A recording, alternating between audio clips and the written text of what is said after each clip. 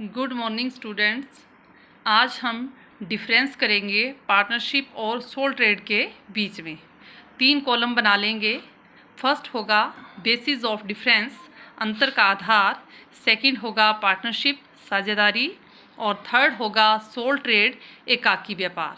सबसे पहला पॉइंट होगा हमारा नंबर ऑफ मेंबर्स, सदस्यों की संख्या। जैसा कि हम पार्टनरशिप में पढ़ चुके हैं, मिनिमम इसमें 2 और मैक्सिमम जो है वो 50 लोगों का होना ज़रूरी है। न्यूनतम 2 व्यक्ति, अधिकतम 50 व्यक्ति होने ज़रूरी हैं, उसको हम पार्टनरशिप कहते हैं। और सोल ट्रेड यानी कि एकाकी व्यापार, नाम से ही स्पष्ट है कि इसमें एक ही व्यक्ति का होना, एक ही व्यक्ति होता है। The owner of the sole trade is individual, ये एक ही व्यक्ति होता है।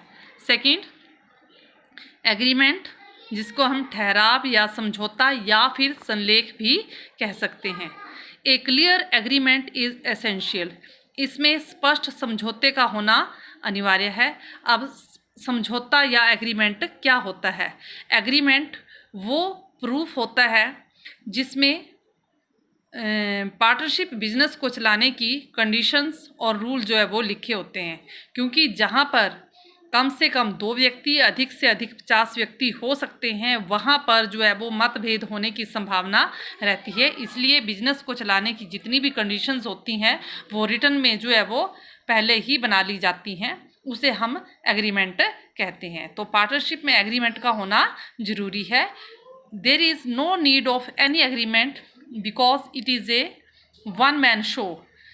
अब सोल ट्रेड है, क्योंकि इसमें एक ही व्यक्ति होता है, तो इसमें जो है वो एग्रीमेंट का सवाल ही पैदा नहीं होता, क्योंकि एक ही व्यक्ति होता है, वो किसके साथ लड़ाई झगड़ा करेगा। थर्ड, एक्ट, अधिनियम। तो जो पार्टनरशिप होती है उसमें पार्टनरशिप एक्ट जो है वो 1932 अप्लाई होता है, यानी कि साझेदारी व्यवसाय पर भारतीय साझेदारी अधिनियम 1932 लागू होता है। और सोल ट्रेड में no act applies to this business, इस बिजनेस में कोई भी एक्ट अप्लाई नहीं होता। सोल ट्रेड में कोई भी एक्ट नहीं होता, लेकिन पार्टनरशिप में 1932 एक्ट जो है वो लागू होता है। फोर्थ, रजिस्ट्रेशन या पंजीकरण, नॉट नेसेसरी बट यूजफुल, जरूरी नहीं है परंतु यूजफुल है। रजिस्ट्रेशन आवश्यक नहीं है परंतु लाभदायक है। पार्टनरशिप की आपने जो इसका कल मेरिट्स पढ़े थे तो उसमें लिखा था इजी फॉर्मेशन, कि इसकी फॉर्मेशन भी इजी है, क्योंकि किसी भी प्रकार की कोई कानूनी औपचारिकता का पालन नहीं करना पड़ता। लेकिन इसका जो है वो रजिस्ट्रेशन करवा भी सकते हैं आप, नहीं भी करवा सकते हैं, लेकिन अगर करवाएंगे तो उसका फ़ायदा ही रहता है।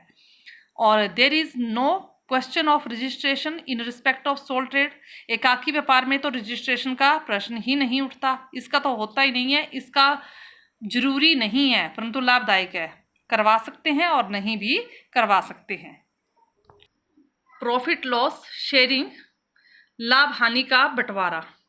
पार्टनरशिप में क्या होता है? Profit and loss is divided among all the partners according to agreement, जो एग्रीमेंट उन्होंने बनाया होता है उसके अकॉर्डिंगली प्रॉफिट और लॉस जो है वो सभी पार्टनर्स में बांटा जाता है। Soul trader himself is the recipient for all the profit और लॉस।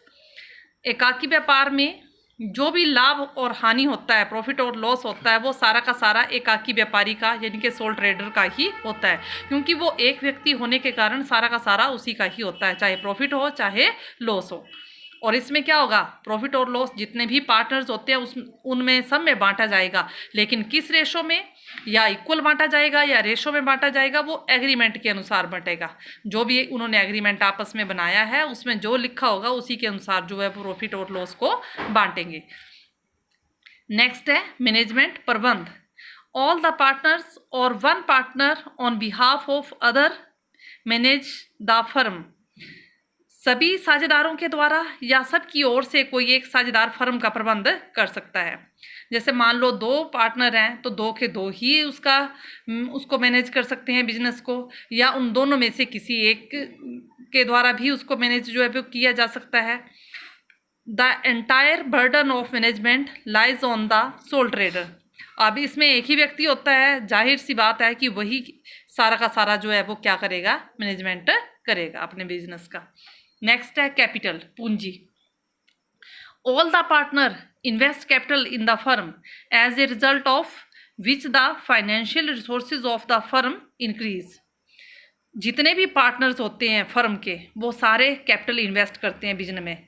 सभी जो है वो फर्म में अपनी अपनी कैपिटल लगाते हैं, जिसका रिजल्ट ये होता है कि फर्म की फाइनेंशियल पोजीशन या फाइनेंशियल रिसोर्स जो है वो क्या हो जाते हैं, इंक्रीज हो जाते हैं।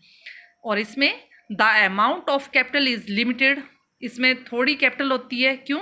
बिकॉज ऑफ सिंगल ओनर, क्योंकि इसमें एक ही मालिक होता है, एक ही व्यक्ति होता है, वही कैपिटल लगाता है, इसलिए उसकी कैपिटल भी लिमिटेड होती है। लेकिन इसमें दो या दो से अधिक व्यक्ति होने के कारण जो फाइनेंशियल रिसोर्स हैं वो इंक्रीज होते हैं। Last point, transfer of interest या हित का हस्तांतरण। No partner can transfer his interest in the firm without the approval of other partners. कोई भी साझेदार बाकी साझेदारों की सहमति के अपना जो इंटरेस्ट है दूसरे को सेल नहीं कर सकता या ट्रांसफ़र नहीं कर सकता। जब दूसरे पार्टनर्स एग्री होंगे वो तभी अपना शेयर किसी और को सेल कर सकता है या ट्रांसफ़र कर सकता है। और इसमें ही नीड्स नो अप्रूवल, इसमें किसी की भी सहमति की ज़रूरत नहीं पड़ती, क्योंकि एक ही व्यक्ति है, उसने किससे पूछना है। उसका जब दिल चाहेगा वो अपना सारा का सारा बिजनेस किसी और को सेल कर देगा, किसी और को ट्रांसफ़र कर देगा, उसे किसी की अप्रूवल लेने की ज़रूरत नहीं पड़ेगी। तो ये था difference between partnership and sole trade. बहुत ईजी है, याद करना बड़ा आसान है और काफ़ी इम्पोर्टेंट क्वेश्चन है ये। आई होप आपको समझाया होगा। Thank you.